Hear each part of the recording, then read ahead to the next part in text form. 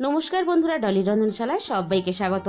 আজকে তোমাদের সাথে শেয়ার করব ডিমের একটা ইউনিক রেসিপি। এই রেসিপিটা দিয়ে তোমরা গরম গরম লুচি, পরোটা, রুটি বা রাইসের সাথেও খেতে পারবে। আর রেসিপিটা কেউ কিন্তু স্কিপ করে দেখো না, শেষ পর্যন্ত আমি রান্নাতে কি কি মশলা ব্যবহার করলাম সেটা কিন্তু মিস হয়ে যাবে।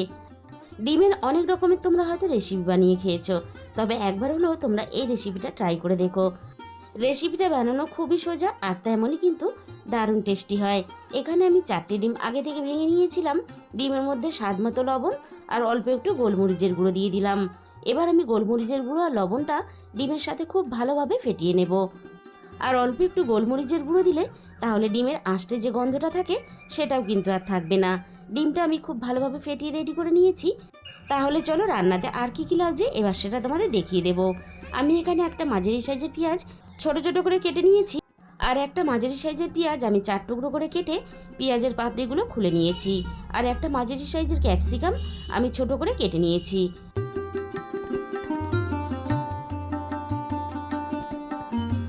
এবার আমি একটা মশলা বানিয়ে নেব। তার জন্য আমি মিক্সির জারের মধ্যে 7-8 কোয়া রসুন নিয়ে নিলাম, আর একটা বড় সাইজের টমেটোর 1 ভাগ নিয়ে নিলাম। আমি এই রান্নাতে যে সমস্ত মশলাগুলো ব্যবহার করব, আমার রান্নার পরিমাণ বুঝে আমি মশলাগুলো ব্যবহার করব। তোমরা যখন রান্নাটা করবে রান্নার পরিমাণ বুঝে মশলার পরিমাণটা বাড়িয়ে বা কমিয়ে নেবে। টমেটো আর রসুনটাকে আমি বেশ ভালোভাবে পেস্ট করে নিয়েছি। তাহলে চলো রান্নাটা আমি কিভাবে করেছি এবার সেটা দেখে নেওয়া যাক। প্রথমে আমি কড়াইয়ের মধ্যে অল্প একটু তেল দিয়ে দিলাম। এবার আমি তেলটাকে খুব ভালোভাবে গরম করে কড়াইয়ের একটু চারিদিকে লাগিয়ে দেব। এবার আমি ডিমটা ভেজে নেব। আমি রান্নাতে 4টে ডিম ব্যবহার করেছি, তাই একসঙ্গে কিন্তু ডিমের গোলাটা পুরোটা দেব না। আমি হাফ হাফ করে দুবারে ডিমটা ভেজে নেব। ডিমের একটা সাইড আমি হালকা করে ভেজে নিয়েছি। এবার আমি অপর সাইডটা ভাজার জন্য ঠিক এইভাবে উল্টে দেব। ডিমটা আমি ভালোভাবে ভেজে নিয়েছি। একটু নরম থাকা অবস্থাতেই আমি খুন্তি দিয়ে ডিমটাকে ছোট ছোট করে টুকরো করে নেব। এবার আমি ডিমটাকে নাড়াচাড়া করে হালকা একটু লালচে রং ধরিয়ে ভেজে নেব।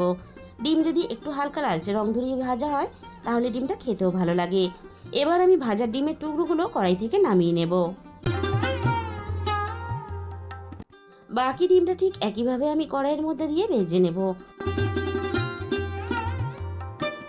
বন্ধুরা, তোমরা যদি এইভাবে রান্না করো, পরিবারের লোক সংখ্যা একটু বেশি হলেও অল্প ডিম দিয়েই কিন্তু রান্না করে সবাই খেতে পাবে। বাকি ডিমটাও ঠিক দেখো আমি একইভাবে ভেজে ছোট ছোট টুকরো করে কেটে নিলাম। বন্ধুরা, ডিমের একঘেয়েমি ঝাল ঝোল এই সমস্ত না বানিয়ে একদিন হলেও তোমরা বাড়িতে এইভাবে বানিয়ে দেখো। খেতে এতটাই টেস্টি হয় যে একবার যদি এইভাবে বানাও তাহলে কিন্তু তোমাদের বারবার বানাতে ইচ্ছে করবে। সমস্ত ডিম আমার ভাজা রেডি হয়ে গেল। আমি আবারও কড়াইয়ের মধ্যে রান্নার জন্য প্রয়োজন মতো তেল দিয়ে দিলাম।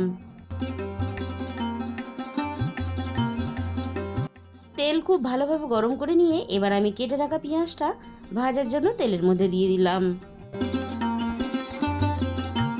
এবার আমি পেঁয়াজের মধ্যে রান্নার স্বাদ মতো লবণ দিয়ে দিলাম। এবার আমি লবণ দিয়ে পেঁয়াজটাকে নাড়াচাড়া করে বেশ ভালোভাবে নরম করে ভেজে নেব। এই রান্নার জন্য পেঁয়াজ কিন্তু আমি খুব বেশি লালচে করে ভাজবো না, শুধুমাত্র একটু নরম করে ভেজে নেব। পেঁয়াজ যদি খুব বেশি ভাজা হয় তাহলে কিন্তু পেঁয়াজের যে মিষ্টি স্বাদ সেটা নষ্ট হয়ে যাবে। পেঁয়াজের গায়ে দেখো একটা সুন্দর হালকা কালার চলে এসেছে, আর পেঁয়াজটা বেশ ভালোভাবে নরম হয়ে গেছে। পেঁয়াজটা ঠিক এই রান্নার জন্য এইভাবে ভেজে নিতে হবে। এবার আমি কেটে রাখা ক্যাপসিকামগুলো দিয়ে দিলাম।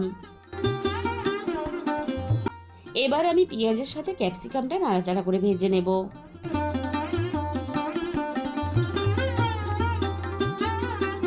4-5 মিনিটের মতো নাড়াচাড়া করে আমি ক্যাপসিকামটা ভেজে নিয়েছি। এর থেকে আমি আর বেশি ভাজবো না। এবার আমি এখানে পেস্ট করে রাখা টমেটো আর রসুনটাকে দিয়ে দেব। এই রান্নাতে কিন্তু আমরা আদা বাটার ব্যবহার করব না, শুধুমাত্র রসুন বাটা দিয়েই আমরা রান্নাটা করব। বন্ধুরা, রান্না করতে করতে আমার গ্যাসটা শেষ হয়ে গিয়েছিল, তাই কিন্তু ক্যাপসিকামটা অনেকটা নরম হয়ে গেছে। ক্যাপসিকামটা আমি আগে যেভাবে ভাজা দেখিয়েছি ঠিক সেইভাবেই কিন্তু তোমরা ভেজে নিও। রসুনের কাঁচা গন্ধটা চলে গেছে। আমি এবার রান্নার মধ্যে প্রয়োজন মতো দিয়ে দিলাম হলুদের গুঁড়ো। একই সাথে আমি ঝালের জন্য হাফ চামচের একটু বেশি লঙ্কার গুঁড়ো দিয়ে দিলাম। আর এখানে অল্প একটু জিরে গুঁড়ো আর অল্প একটু ধনে গুঁড়ো দিয়ে দিলাম। আর ঝালের পরিমাণটা কিন্তু অবশ্যই নিজেদের স্বাদ মতো ব্যবহার করবে। আর রান্নার কালারটা ভালো আসার জন্য আমি অল্প একটু কাশ্মীরি লঙ্কার গুঁড়ো দিয়ে দিলাম। আর সবশেষে আমি ঝালের জন্য আরও 3টে কাঁচা লঙ্কা দিয়ে দিলাম।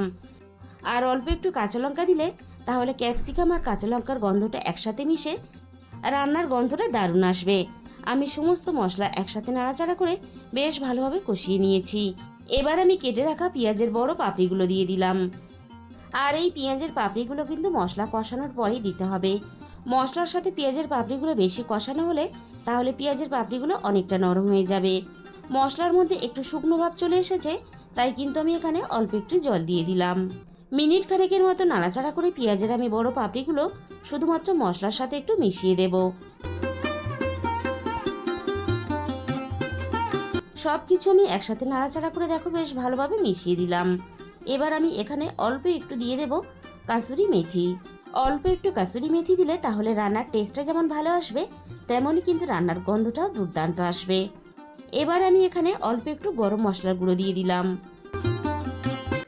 আর সব শেষে আমি এখানে অল্প একটু গোলমরিচের গুঁড়ো দিয়ে দিলাম।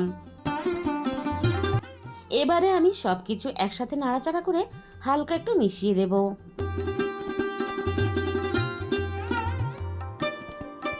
সব কিছু আমি একসাথে নাড়াচাড়া করে বেশ ভালোভাবে মিশিয়ে দিয়েছি।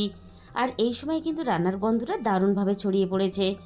বন্ধুরা, তোমরা যখন রান্নাটা করবে তখন কিন্তু তোমরা বুঝতে পারবে রান্নার গন্ধটা কতটা ভালো আসে। এবার আমি এখানে প্রয়োজন মতো জল দিয়ে দিলাম। এই রান্নাটা কিন্তু খুব বেশি টেলটেলে ঝোল করলে খেতে ভালো লাগবে না, বেশ হালকা একটু গামাখা হবে। ঠিক এরকম করেই রান্নাটা করতে হবে। সব কিছু আমি একসাথে নাড়াচাড়া করে বেশ ভালোভাবে মিশিয়ে দিলাম। গ্রেভিটা বেশ ভালোভাবে ফুটে উঠেছে। এবার আমি ভেজে রাখা সমস্ত ডিমের টুকরোগুলো দিয়ে দেব।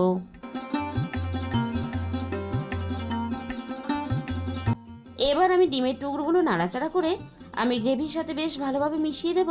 আর রান্নাটা আমি মিনিট 2-1 মতো আরও একটু করে নেব।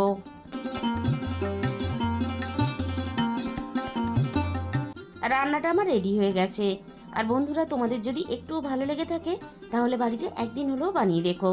তাহলে বন্ধুরা, আজকের এই রেসিপিটা ভালো লাগলে ভিডিওতে একটা লাইক করে দিও, আর নিজেদের বন্ধুদের মধ্যে শেয়ার করে দিও, আর কমেন্টের মাধ্যমে জানিও তোমাদের কেমন লাগলো। আর যে সমস্ত নতুন বন্ধুরা এখনও পর্যন্ত আমার চ্যানেলটা সাবস্ক্রাইব করোনি, এরকম নতুন সহজ ঘরোয়া রেসিপি পেতে আমার চ্যানেলটা সাবস্ক্রাইব করে আমার পাশে থাকার অনুরোধ রইল। আর তার সাথে সাথে পাশে থাকা বেল আইকনটা ক্লিক করে অল করে দিও, তাহলে আমি যখনই কোনো নতুন রেসিপি আপলোড করব সবার আগে তোমার কাছে পৌঁছে যাবে।